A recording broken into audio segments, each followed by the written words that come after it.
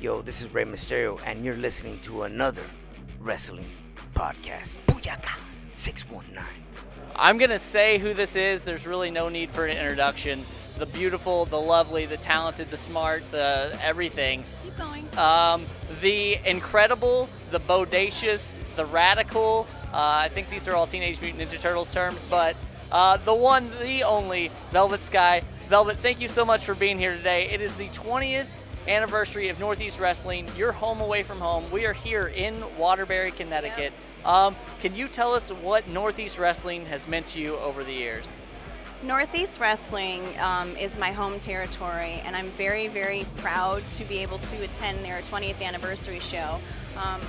I've been working for Northeast Wrestling for probably as long as I've been with TNA, 8, 9, maybe 10 years now, and I couldn't recommend a better show for wrestlers, for fans.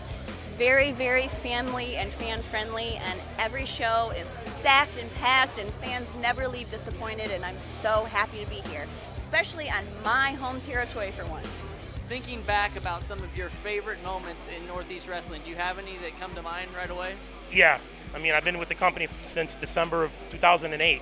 My first wrestling match was in Northeast Wrestling as I tagged up with Hacksaw Jim Duggan. But I've had so many memories of being in the locker room with Ric Flair, and I've tagged up with Ron Simmons, but main evented with Tommy Dreamer and Mick Foley. I just had so many memories, and I'm just so blessed in my life to be where I am today, and I thank you all. What's running through your mind right now? 20th anniversary. Think about it, 20 years of Northeast Wrestling. There's not many companies out there that could say they've been around 20 years. And in 20 years, it's successful at that. Michael Lombardi's put on a great product that you can look that every fan can account for. There's Hot Rod fans, there's Bret Hart fans, there's actually Randy Shawn fans. I mean, he's done something special. He's actually kept the magic of independent wrestling alive. And if you even really want to call us independent, I don't think so. There's not one show out here, excuse me, that draws what we draw. Nobody has the fans that we have, and nobody has the talent that we have. So right now, I'm looking for the next 20 years where we're going to go. It's going to be amazing. You've wrestled all over the world.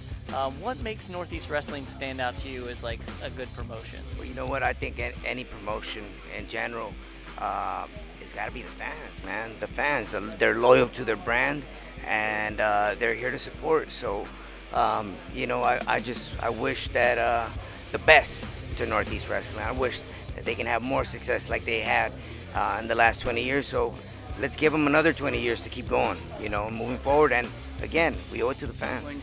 You've been through it all, the hardships, the glory, the championships. Tell us, what's some of your favorite memories maybe for 20 years here at Northeast Wrestling? I've spent a good part of 10 years here at Northeast Wrestling, and I have to say my victory over Xavier for the Northeast Wrestling heavyweight title and tagging with Tommy Dreamer with Mick Foley as a referee are definitely up there. But tonight, when I close the lid on Brian Anthony's career, it's going to be a redemption for my knee, redemption for all the fans, and it'll be a good way to celebrate 20 years of Northeast Wrestling. We are talking, obviously, once again, 20th anniversary Northeast Wrestling. You've wrestled everybody from Jerry Lawler to now Ron Zombie, Randy Shawn. The list goes on and on and on. Who have been some of your favorite opponents in the 20-year history of Northeast Wrestling? I'll tell you who one of my least favorites is. I'm wrestling him tonight. And that's why, Ron Zombie, we end this. The final chapter. One of us stays, one of us goes. Connecticut's hardcore icon is laid out.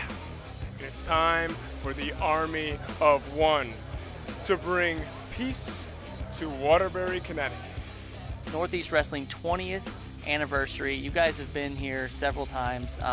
You're a tag team specialist. You both have achieved great success on your own, but if you guys had to pick one tag team that you never get tired of wrestling, do you have one of those maybe?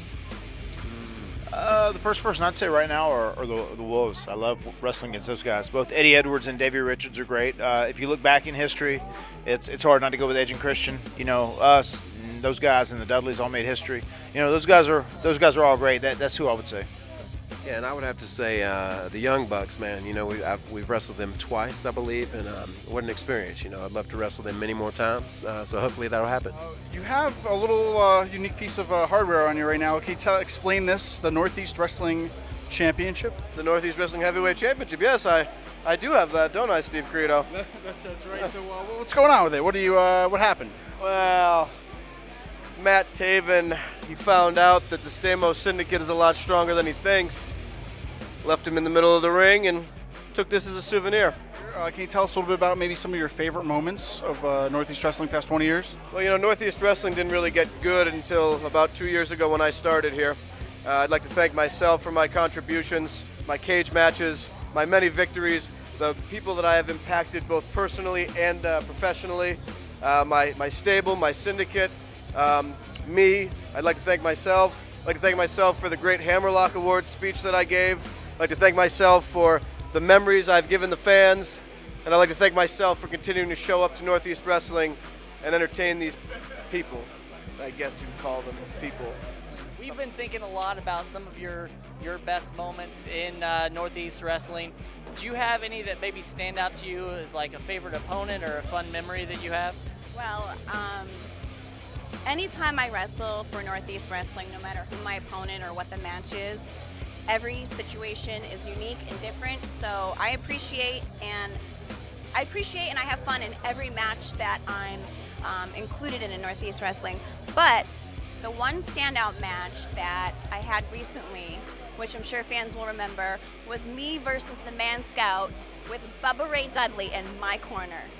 That was so much fun. It was different. It was me versus the guy one-on-one. It's kind of out of my comfort, realm. So, I mean, we had fun. We entertained. Everybody was happy. Man Scout was afraid of Bubba. So it was great. It was such a fun time. So Northeast Wrestling is on its 20-year anniversary today. We've been working for them for about 3 years now. We've had a lot of ups and downs, but I'd say for myself, my favorite memory is winning the titles with my big brother. That was my memory. All right, my favorite memory is also us winning the tag team titles. It's a pretty good one. For me, probably Wrestling Under the Stars, not this year, but the year before, standing face to face with Brodus Clay, staring him dead in the face and not backing down was probably my favorite moment as far as I'm concerned. And if you wanted my favorite moment as far as NEW overall, when Matt Taven beat Brian Anthony after 3 years. What an amazing, it was the most amazing match I've ever seen. Tonight you wrestle somebody that you are no stranger to, that is Matt Hardy. Now, over the years, you've had a lot of great matches against Matt Hardy. Is there one that maybe stands out to you as like one of your favorites, or just a really fun match that you've had with him? I think the one that stands out the most, and there's probably two of them that really catch my attention. The first one was my first WrestleMania. It was WrestleMania 19 in Seattle, Washington. And, Maddie and I just hit it off. We had that chemistry going on. And I really enjoyed working with him, still to the day.